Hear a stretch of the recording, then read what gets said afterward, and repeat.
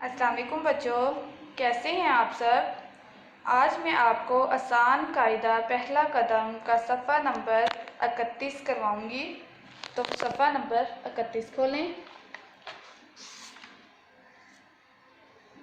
सफ़ा number 31,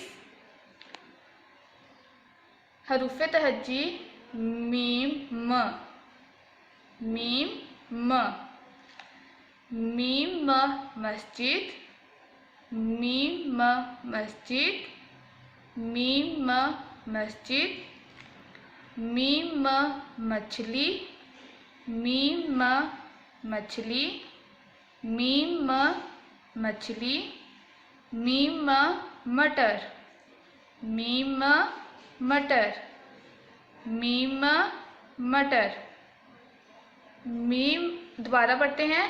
meme म मस्जिद, मीम म मछली, मीम म मटर। तो बच्चों, मस्जिद में तो कलर है, आपने मछली में कोई सा भी कलर कर लेना है, जबकि मटर ग्रीन कलर के होते हैं तो इसमें आपने ग्रीन कलर करना है।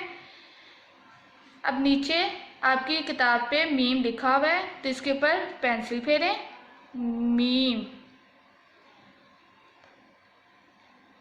पेंसिल फेरें।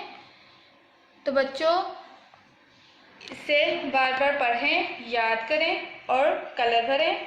अल्लाह हाफिज़।